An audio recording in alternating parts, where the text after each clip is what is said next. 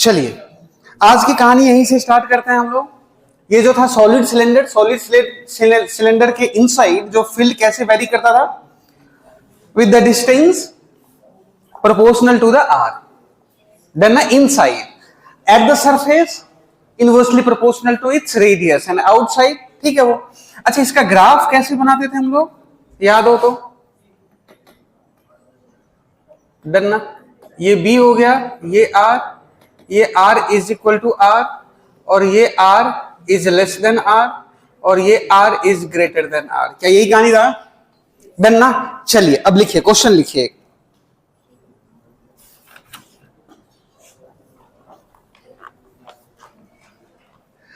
ये सब हम लोग कर चुके थे डिस्कस। नेक्स्ट करें।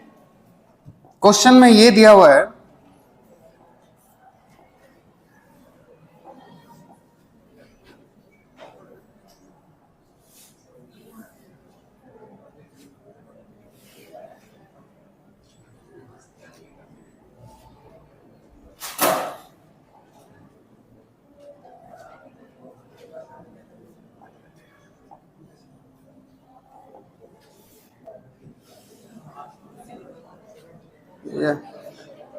यार ये रिमूव कहां से होता है?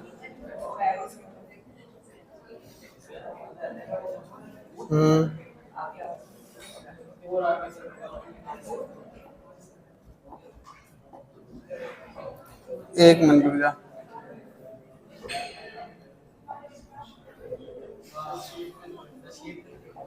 देखो ऐसा है बेटे, मैं बना ही लेता हूं, ठीक है। ये देखो, चलो कोई खराब तो नहीं बनाई है? खराब बन गया क्यों कह रहे? यस है।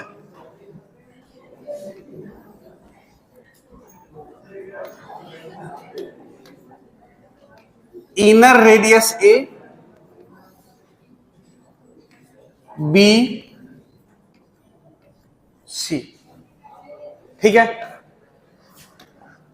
नाउ आपको सॉल्व क्या करना है कि आपको मैग्नेटिक फील्ड बताना है। Magnetic field when x is less than a, second में x is greater then a but less than b, third part आपको बताना है x greater than b but less than c, and the fourth part is here x is greater than c। आपको दिया हुआ क्या है? दिया हुआ ये है कि जो इनर साइड में जो सर्कल है ना, इनर साइड का जो सर्कल है उसमें जो भी करंट फ्लो हो रहा है आउटर में इसका अपोजिट हो रहा है। आउटर में क्या हो रहा है? अपोजिट हो रहा है।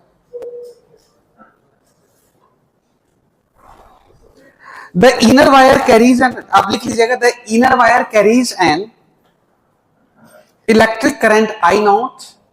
The inner wire carries an electric current I naught, and the outer cell carries an equal current, and the outer cell carries an equal current in opposite direction. In opposite direction,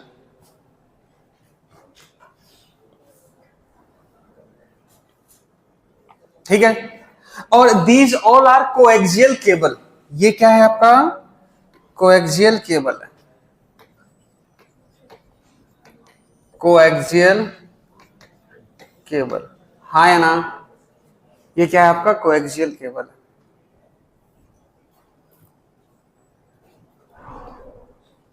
clear है? चलिए case first आपको सॉल्व करना है। Case first कि when the x is less than a, when the x is less than a you have to find the magnetic field. मतलब वही बात है, इनसाइड की बात कर रहे हैं ना। चलिए सॉल्व कीजिए। कैसे करेंगे? केस फर्स्ट में ये है, ये a साइड दे दिया। अपना काम क्या है? Less than a, amperes loop बना ले। मान लेते हैं कि इधर क्लॉक, इधर जो करंट जा रहा है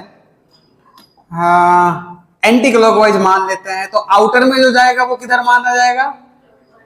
अरे पक्की बात है, हाँ है ना। चलिए, तो ये हो गया आपका एम्पियर्स लॉ, हाँ है ना, देन ना। अब बताओ कि कैसे सॉल्व करा जाएगा।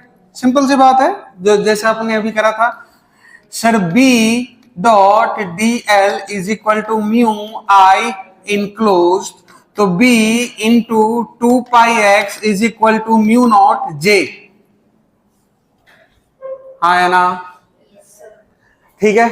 और I इनक्लोज की जगह पे क्या लिखा जाए? पाई एक्स स्क्वायर, तो B is equal to mu naught J, pi से पाई ये x बाई ये कितना आ गया? 2, हाँ है ना, अरे पक्की बात है, यही था। चलिए नेक्स्ट आपको बताना है,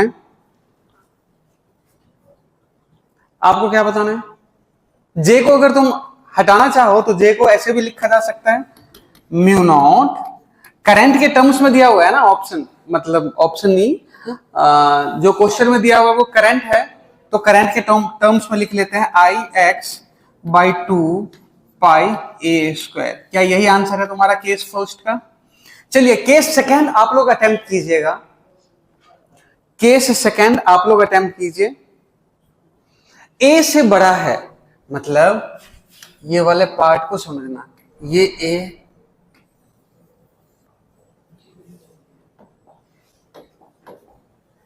ये आपका ए है, ये बी है।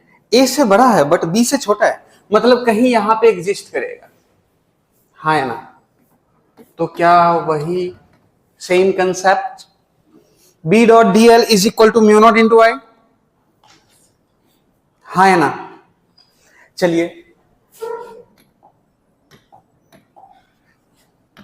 आइए, B dot D L is equal to mu naught into I enclose. I enclose कितना है? आई नॉट ना, आई इनक्लोज हमने क्या माना है? आई, चलो आई माना है, आई रहने दो। तो बी डी एल मतलब 2πx is equal to mu naught into I, तो b is equal to mu naught I by 2πx, हाँ है ना। कर लिया था क्या सबने? डन ना।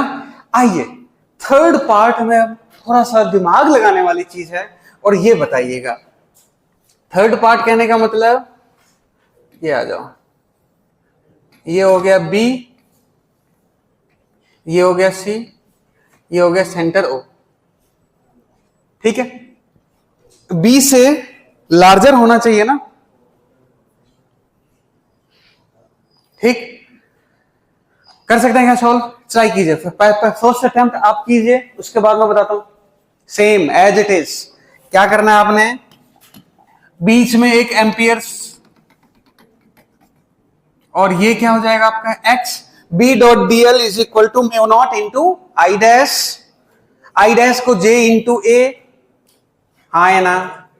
बहुत सिंपल सी बात है यार, ले आप मैच कीजिएगा, b dot D L mu naught आई इनक्लोज, तो b और dl की जगह पे कितना लिखते हैं? 2πx ना, dl की जगह पे 2πx is equal to mu naught, i की जगह पे j, हाँ जी। तो म्यू नॉट j की जगह पे क्या लिख सकते हैं अपन? करंट पर यूनिट एरिया, तो करंट पर यूनिट एरिया तो pi outer radius C square minus of B square, और इंटू पाई कॉमन ले लो तो X square minus of B square, pi से पाई कैंसिल आउट हो गया, बी क्या हो जाएगा? Mu naught I x square minus B square by 2 into C square minus of B square. क्या यही कहानी होगा? हाँ है ना। पूरी कन्वर्सेशन से समझ में क्या आया? पूरी कन्वर्सेशन से समझ में आया, ampere's law, B dot D L equal to mu naught into I enclosed, area अपने को निकालने की जरूरत है बस, और कोई खास बात तो नहीं है।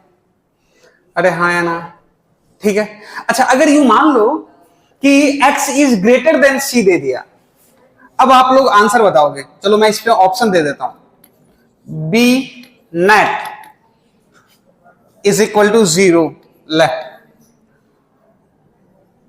Second option mu naught I by 2 pi x, third option mu naught I x square minus C square by 2 pi C square minus B square, and fourth none of these.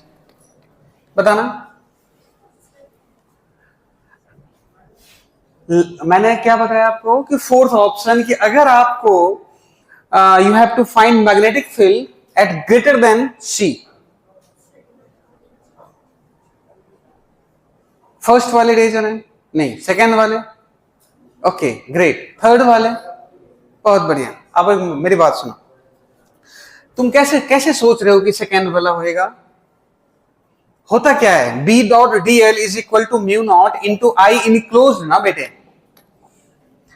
आप ये केस ले रहे हो ना, तो आप ये x distance पे जा करके आपने क्या करा कि एक एम्पियर्स लॉ लूप बनाया। लीजिए, आपने एक एम्पियर्स लूप बना दिया, ठीक है।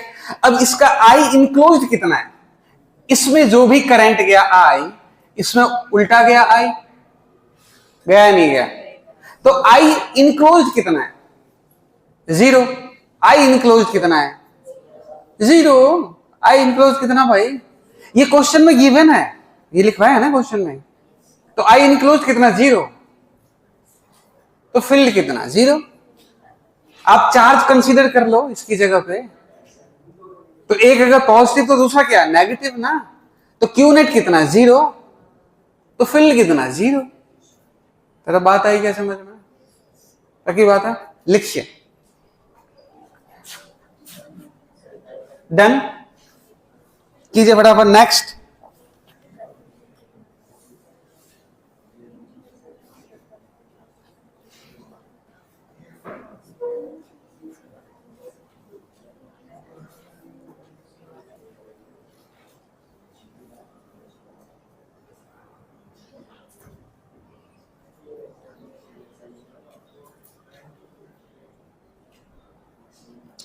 नेक्स्ट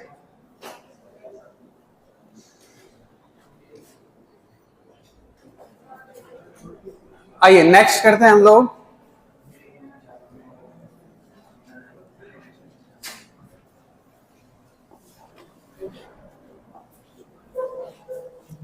नेक्स्ट में मान लो क्वेश्चन ऐसे दिया हुआ है,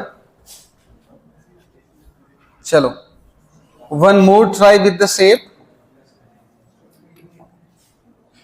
हाँ जी ठीक है।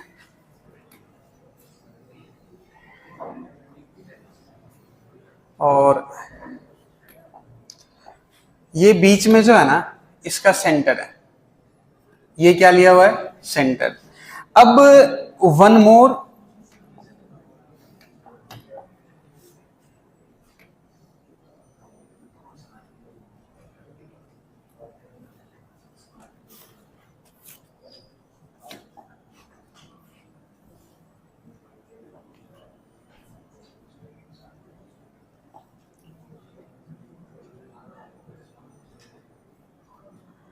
डन ना, जे पार्ट दिया हुआ है। अब इसका जो रेडियस दिया हुआ है, इसका रेडियस दिया हुआ है R1, और ये जो रेडियस दिया हुआ है this is what R2, and the distance between दोनों जो दिया हुआ है, the distance between the two centre जो दिया हुआ है वो आपका magnetic field density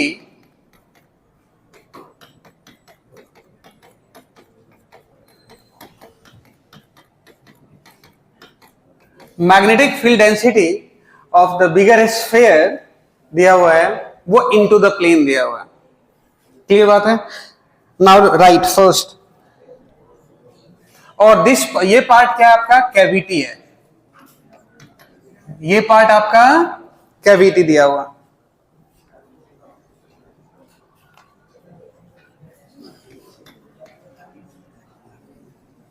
current density is in downward direction, downward word current density क्या है आपका, डाउनवर्ड डायरेक्शन में। क्लियर है क्या? हाँ है ना, की बात है। चलिए जी, आइए अपने को क्या निकालना है, case first. Case first, find magnetic field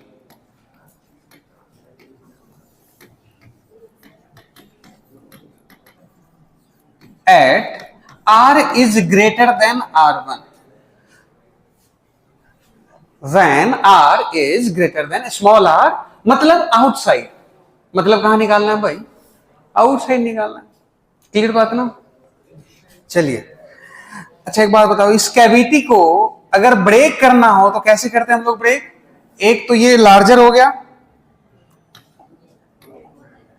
है ना, एक ये हो गया लार्जर, और दूसरा क्या हो गया आपका, स्मॉलर।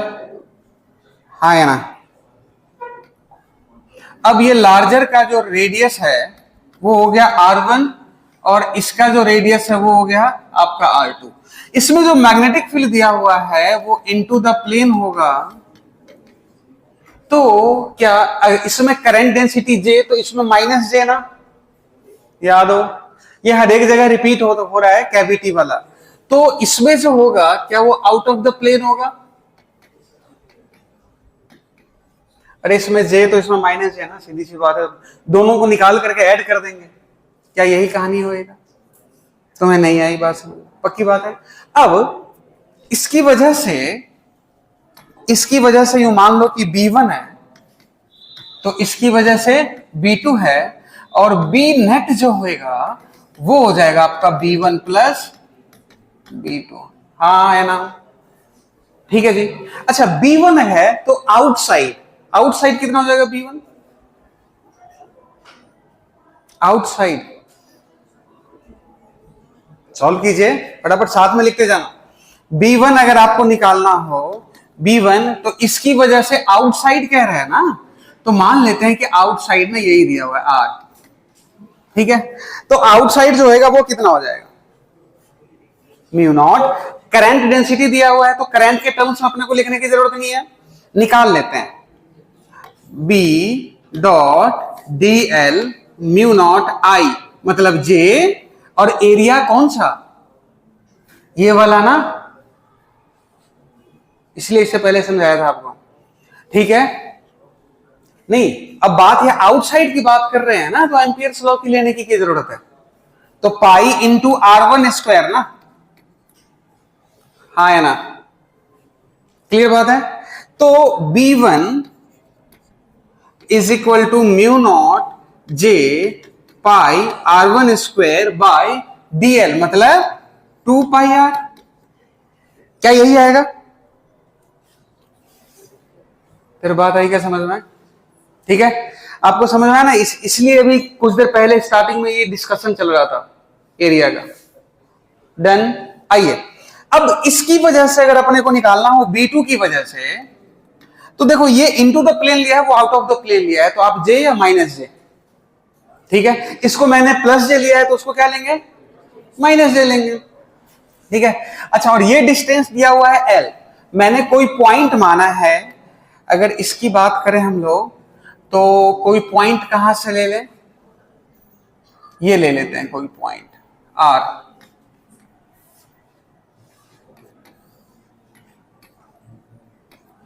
हाँ है ना, ठीक है। अब ये L है तो इसके लिए क्या हो जाएगा, R माइनस L, क्लियर ना। तो B2 अगर आपको निकालना हो तो B2 dot DL is equal to mu naught I, तो J नहीं माइनस J, हाँ ठीक है। और बाहर की बात कर रहे हैं ना, तो पाई R2 स्क्वायर, तो B2 का वैल्यू कितना हो जाएगा, माइनस म्यू नॉट J पाई R2 का स्क्वायर बाई DL, है ना। तो DL कितना हो जाएगा, R माइनस L। आपको समझ में आ गई क्या बात, हाँ है ना। अब क्या B नेट निकालना हो तो B नेट का वैल्यू निकल करके आ गया क्या अपने पास, बी नेट का वैल्यू कितना आया निकल करके बताओ, mu naught J pi 2 pi R, ये हो गया R1 square minus mu naught J pi R2 square by R minus L. क्या यही कहानी होगा? डन ना? चलिए अब नेक्स्ट पार्ट की बात करते हैं हम लोग। ये बात क्लियर है क्या? ये डन ना? चलिए नेक्स्ट पार्ट में क्या दिया हुआ है कि जब R is less than R1 होएगा। लिख लिया? डन ना? आगे बढ़ जाए।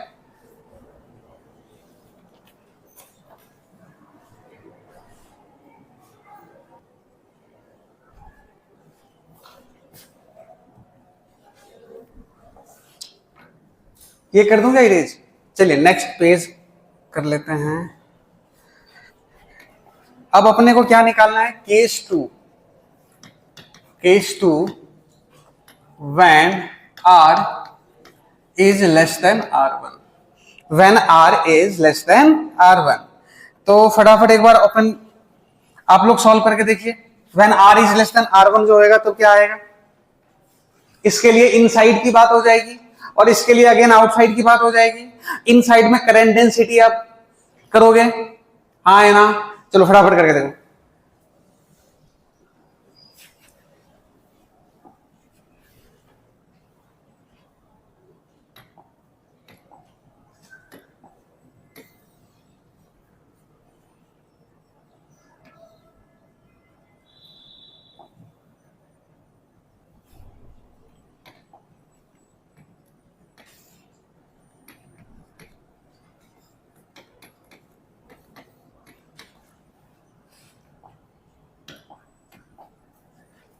Just suppose this is the point at a distance r where we have to find the magnetic field. तो B1 बताना। B1 चलिए एक बार देखिएगा। अब तो डायरेक्ट कर लेना, कोई प्रॉब्लम थोड़ी है।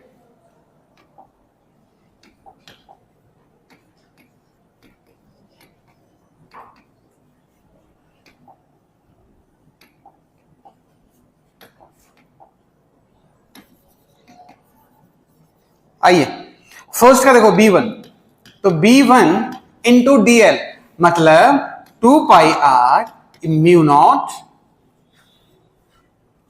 I, है ना? तो I क्या हो जाएगा? J into area. अब एरिया इनसाइड की बात करें ना, पाई आर स्क्वायर, हाँ है ना? तो पाई आर स्क्वायर, चलो पूरी बात लिख लेते हैं अपन। तो B1 कितना हो गया आपका? Mu naught J R by 2। क्या यही कहानी था? हाँ या ना? क्या B2 अगर तुम्हें निकालना हो, अगर B2 निकालना हो तो क्या हो जाएगा? माइनस म्यू नॉट, सीधा डायरेक्ट कर लेना, जे आउटसाइड की बात है ना, आउटसाइड की बात है ना। आउटसाइड में क्या आया था एक बार देखो, यहां पे आउटसाइड की बात करते जे R2, और ये नेक्स्ट ये वाला जो पार्ट है ना, ये क्या हो जाएगा? ये वाला पार्ट क्या हो जाएगा? 2 पाई, इसके लिए L R, क्या हो जाएगा? R प्लस L, हाँ या ना? अब आइए ऊपर वाले पार्ट को, म्यू नॉट जे की जगह पे माइनस ए लिख दिया, एरिया। एरिया क्या हो जाएगा? Pi into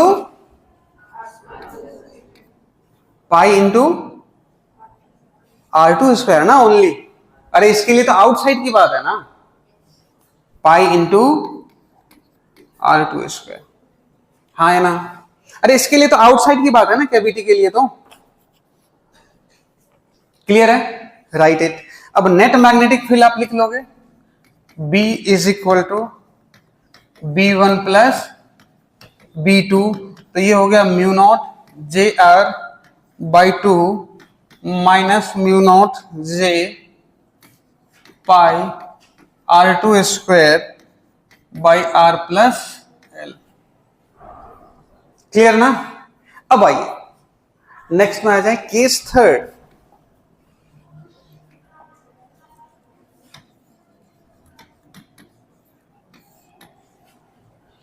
Case third is when R is less than R2. When R is less than R2. ठीक है, आइए नेक्स्ट करते हैं डिस्कस अगेन।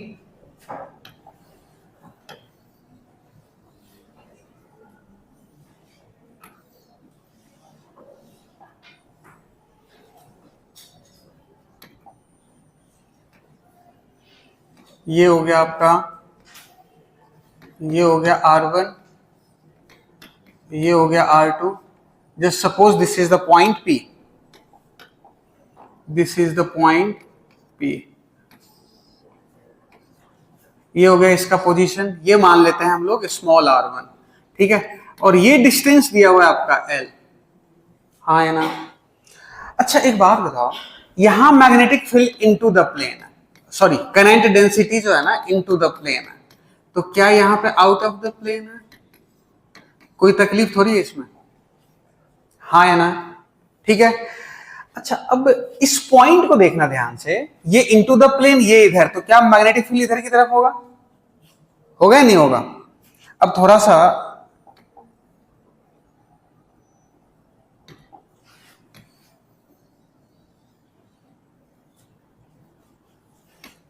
अब देखो ध्यान से, ये है R1, this is the point P ना, this is the point P। अरे बोल पक्की बात। अच्छा अब ये वाला पॉइंट, ये देखो, ये है R1, ये इनटू द प्लेन, यहां पे आ जाओ, इनटू द प्लेन, समझने वाली बात है ये, इनटू द प्लेन, ये इधर, ये इधर की तरफ होएगा B1। क्या ये इसकी वजह से ले लेते हैं B1, तो क्या ये B1 हो गया?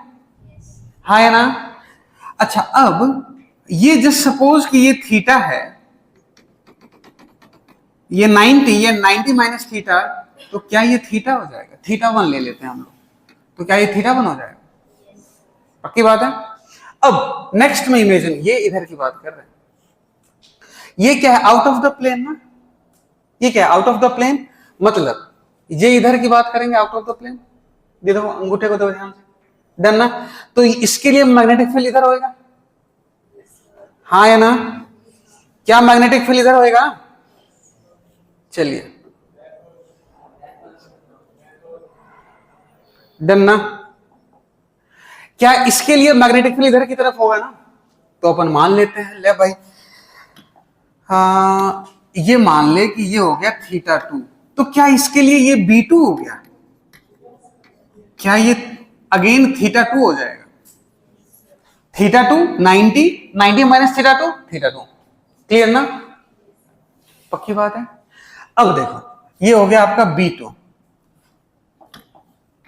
अब नेट मैग्नेटिक फील्ड जो होएगा B, अगर हॉरिजॉन्टल की बात करें तो B1 साइन थीटा B1 का ये थीटा 1 ना, sine theta 1 minus B2 sine theta 2।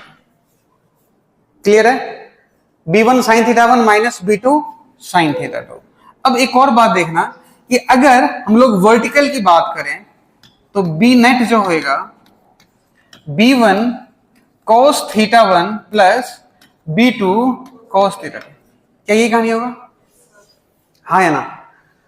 Just हम 1 मिनट में बस खत्म ही है। अब B1 तो B1 का क्या होता है इसकी वजह से इनसाइड, तो JR/2 यही होता ना। अरे हमने निकाला था ना भाई इनसाइड, क्या होता था? B is equal to mu naught J cross R/2, यही होता था। तो B1 की जगह पे आप B1, अब देखो mu naught J cross R/2, यही ना। तो B1 की जगह पे हम लोग लिख सकते हैं mu naught J cross R1 sine theta 1/2 minus B2, तो mu naught J R2 sine theta 2/2। अब J की जगह पे माइनस लेने की जरूरत ही नहीं है, ले लिया ना हमने पहले ही डायरेक्शन, ठीक है। अब r1 साइन थीटा वन अगर देखो ध्यान से, तो theta one r1 sine theta क्या h है? अगर ये ले लो h, तो क्या r1 sine theta one is equal to r2 sine theta two है, और which is equal to h है, तो नेट मैग्नेटिक फील्ड क्या हो जाएगा हॉरिजॉन्टल का? 0। नहीं आया। कहां एग्जिस्ट करेगा? Only in a vertical condition. ठीक है जी। अब वर्टिकल कंडीशन की बात करें तो b1 cos theta one plus b2 cos theta two, यही ना। तो b1 का वैल्यू पुट करो, mu naught j r1 cos theta one by two plus b2 mu naught j r2 cos theta two by two. अब ध्यान से देखो तो r1 cos थीटा वन क्या ये वैल्यू है? r1 cos थीटा वन क्या ये value r2 cos theta two है? हाँ या ना? अगर आप इसी को थोड़ा सा लिखे आगे, तो mu naught j r1 cos theta one plus r2 cos theta two, ये तो 2 हो गया, क्या ये l हो जाएगा? हाँ या ना? आपको समझ में क्या है? Inside the cavity position vector कुछ भी हो, इससे कोई फर्क नहीं पड़ता है। ये जो दोनों सेंटर के बीच का जो डिस्टेंस है ना, इस पे डिपेंडेंट होता है। क्लियर ना? यही बात सेम था आपका इलेक्ट्रोस्टैटिक्स में, सेम बातें ग्रेविटेशन के अंदर में भी रिपीट करेगा। हाँ है ना? आपको पूरी कहानी समझ में आया? आपको रिजल्ट याद रखना है बाकी। ठीक है जी, चलिए।